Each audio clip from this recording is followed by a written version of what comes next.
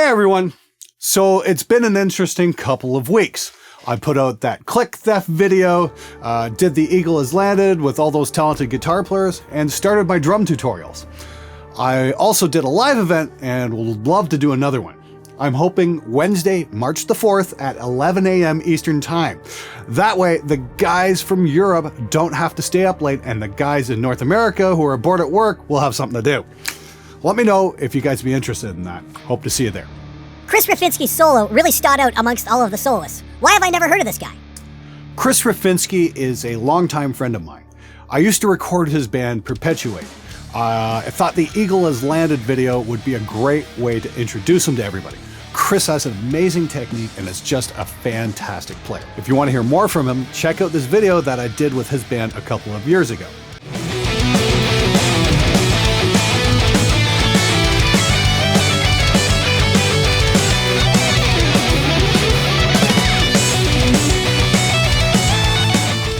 I'm also happy to announce that Chris will be working with me on several upcoming videos.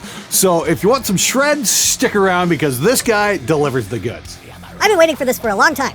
Our recording studio engineer insists on only using the front head on the bass drum. I do not like it. I put the back head on for a reason, more resonance. I would like to have the sound on the sounds we are recording, but to me, my bass drum sounds weak. I don't know how to convince him to keep the back head on. As you have pointed out, I'm just the drummer. Any advice you give would be greatly appreciated. I used to record single head in my early days as well. I thought it gave a tighter sound. Fortunately, my good friend James Murphy convinced me to try a two-head approach. If you've got some decent damping, a second head can add some nice natural compression to the kick sound. Granted, a port or a hole in the front head is needed. I'm going to go over this in much greater detail in episode 3 of the drum tutorials, which will be specifically on kick drums. Meanwhile, I'd suggest to your engineer to not be afraid to try new things. That's how we learn something. Have him mic the kick up both ways and A/B the results, because it certainly can't hurt to try.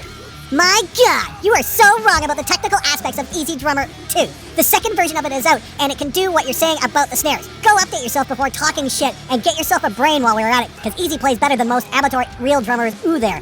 They can't control their velocity as well as the dude controlling the program. And there's tons of presets to use in metal. You can even combine some parts presets together, making a new one for yourself. Not to mention there's also different premixings of presets, so that it won't sound the same, and so finding the right drum mix for your guitar tone.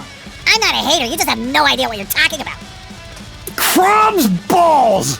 This probably gets my vote for stupidest comment of the month.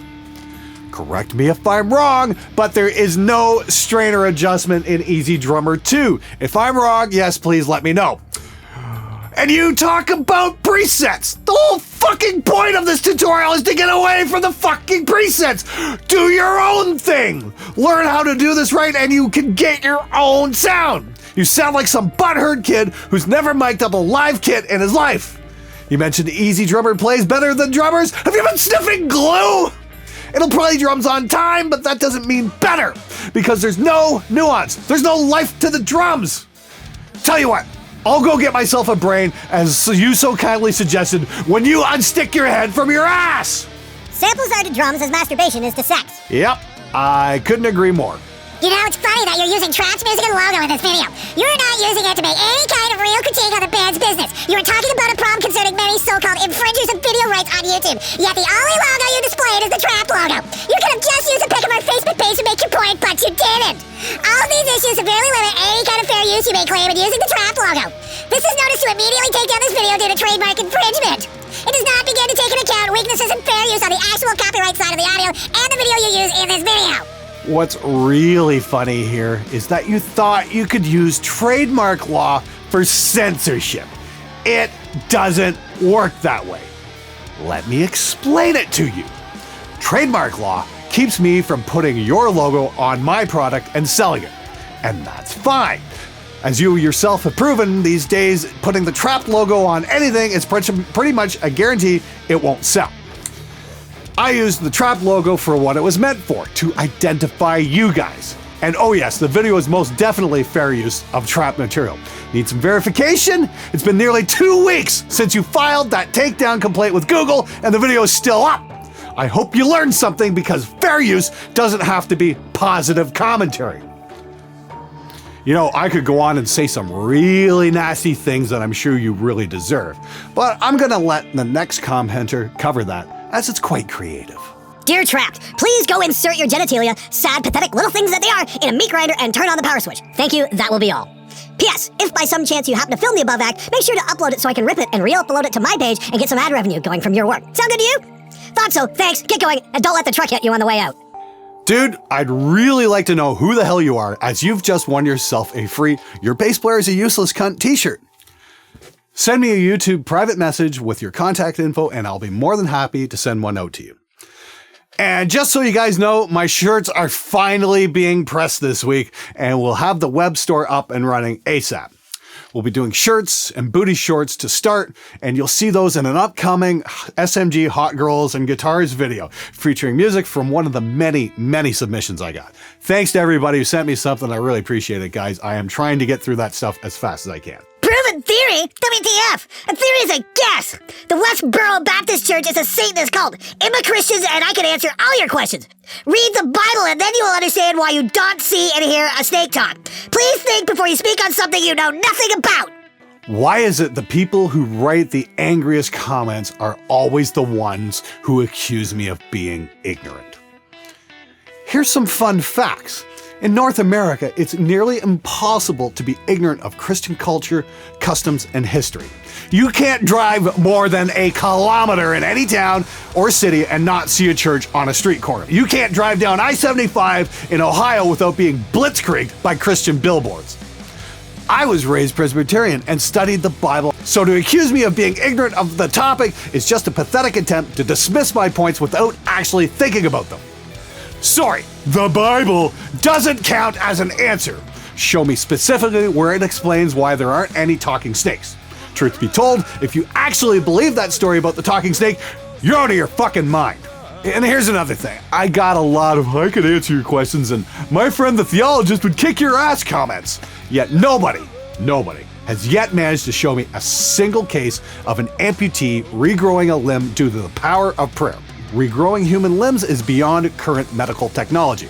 And if it happened outside a lab, that would be a dead ringer for an example of the existence of God, because that would be a bona fide fucking miracle. In fact, nobody has really addressed any of the points I brought up in the video other than some vague "read the Bible" comments that refuse to point to anything specific. But speaking of specifics, let me address one of your points, you ignorant fuck. Theory is not a guess. Hypothesis is a guess. Allow me to quote Wikipedia. A scientific theory is a well-substantiated explanation of some aspect of the natural world that is acquired through the scientific method and repeatedly tested and confirmed through observation and experimentation. For example, Darwin's theory of natural selection has been put to the test repeatedly and has been proven to be correct.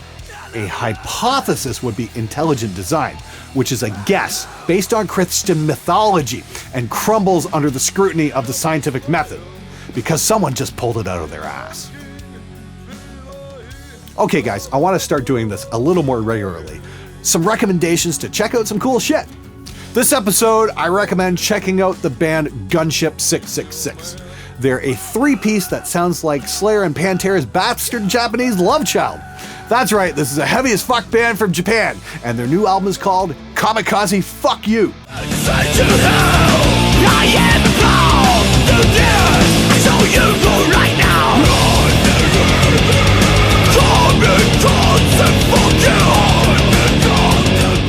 I originally found these guys and girl back in the MySpace days, and I've been a fan ever since. Turns out they've been around for 15 years.